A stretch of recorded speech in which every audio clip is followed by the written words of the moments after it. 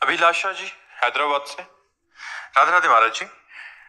महाराज जी, भगवत गीता के 18वें अध्याय में कहा गया है कि जो सच्चे भाव से गीता जी का प्रचार प्रसार करेगा, गीता जी की कही बात पर चलकर औरों को भी गीता को ज्ञान प्रदर्शित करेगा, तो ऐसे में उनको प्रभु की प्राप्ति का सहयोग बैठेगा। फिर महाराज जी, एक में कहा गया कि ये बहुत गुप्त विषय है, इसे अतपस्वी। महाराज जी, दोनों भाव इस बात को समझना है, जो तपस्वी नहीं है, जो श्रद्धालु नहीं है, जो भक्त नहीं है, जो आस्तिक नहीं है, भगवान ने मना किया है ऐसे को उपदेश नहीं। तो हम कैसे पहचाने कि कौन भक्त है कौन अभक्त है?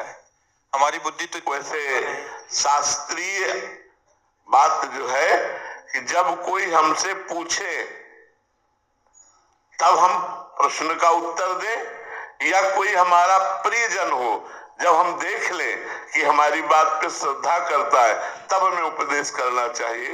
एक घर में पूज्य श्री जयदयाल गोयनका जी, पूज्य राधा बाबा, कई महापुरुष गीता जी का उपदेश देने के लिए गए। तो जब संत गए तो आदर किया, बैठाला। उन्होंने कहा हम गीता के विषय में बोलना चाहते। बोले तो मरने के बाद सुनाई जाती है, हमारे यहाँ मत सुनाना, हमारे यहाँ कोई मरा नहीं है, ये तो मरने के बाद सुनाई जाती। और जयदयाल जी ने बहुत समझाने की कोशिश की, उन्होंने गीता जी नहीं सुनी। एक अभी आए थे, प्रश्न आया था कि हमारे उधर ऐसी मान्यता है कि तुलसी माला वो विधवा डालती है। हाँ, अब ये देखो संसार की गलत गलत धारणाएं है ना, तो हमें लगता है कि जो श्रद्धालु हो, आस्तिक हो, आपका श्रद्धा करता हो, आपकी बात पर श्रद्धा करता हो और सुनना चाहता हो, ना सुनने वाले को नहीं सुनाना चाहिए। जो सुनना नहीं चाहता उसे नहीं सुनाना चाहिए। सुनना चाहता हो ऐसों को भगवत उपदेश करना चाहिए, ऐसों को नाम का उपदेश करना चाहिए, ऐसों को गीता जी का उपदेश कर। अश्रद्धालु को सुनाने से कोई फर्क नहीं पड़ेगा, आपका उपहास ही होगा, कोई उससे लाभ नहीं मिलेगा। तो जो श्रद्धालु हो, देखो भगवान ने स्वयं गीता जी तब तक उदय नहीं की अपनी वाणी से जब तक अर्जुन रथी बनकर बैठे रहे। जब नीचे उतरे, भगवान के चरणों में गिरे और कहा मैं आपका शिष्य हूं। कहा कार्पण्य दोषो प्रहत स्वभावा प्रच्छामि त्वाम धर्म सम्मूढ़ चेता। इसी श्लोक में कहा है शिष्यस्तेहम साधिमाम त्वाम प्रपन्नम, मैं शिष्य भी हूं।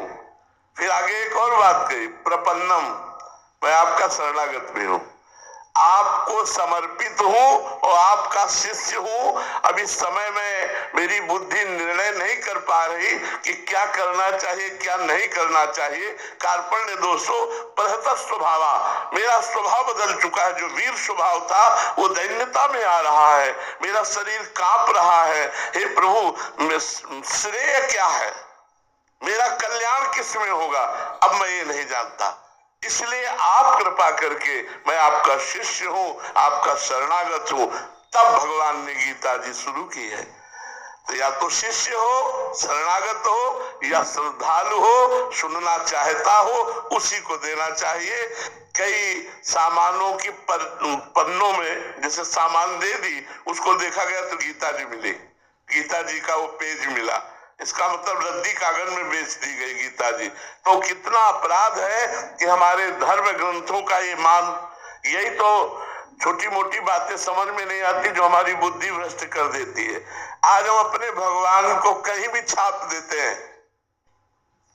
आप देखिए पोस्टर में लगते हैं ना भगवान, और फाड़ कर नाली में फेंक दिए जाते हैं। आज हम अपने सनातन धर्मावलंबी कहलाते हैं, अपने ग्रंथ की सीख लेनी चाहिए कि कितना आदर करना चाहिए। गुरु ग्रंथ साहब को कैसे लेके चलते हैं,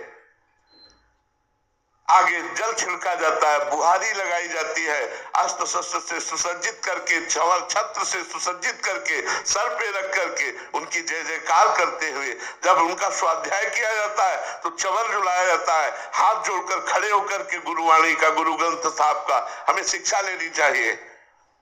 हमें इस बात से शिक्षा लेनी चाहिए कि अपनी गुरुवाणी को, अपने धर्म ग्रंथ को कैसे सम्मानित किया जाता है। अगर ये बात देखनी है तो आप देखिए जहां हमारे सिख भाई जन आराधना करते हैं, उन स्थानों पर जाकर के देखिए कैसी गुरुवाणी का हृदय बलिहार हो जाता है। आज हम ऐसे लिए धर्म ग्रंथों को, ना ऊपर कोई वस्त्र है ना कोई, ऐसे कितना सम्मान, दोनों तरफ से चवल डुलाए जा रहे हैं, फिर हाथ जोड़ करके झुक करके आदर के साथ गुरुवाणी का गायन किया जा रहा है। इसलिए हमारी प्रार्थना है कि हम गीता जी साक्षात भगवान की वाणी है, परम गुरु जगत गुरु की वाणी है। जो श्रद्धा रखता है, जो सुनना चाहता है, जो शरणागत है, जो शिष्य है, उसी को उपदेश करना चाहिए। सबके ऊपर रंग भी नहीं चढ़ेगा, क्योंकि शुरुआत ही श्रद्धा से होती है।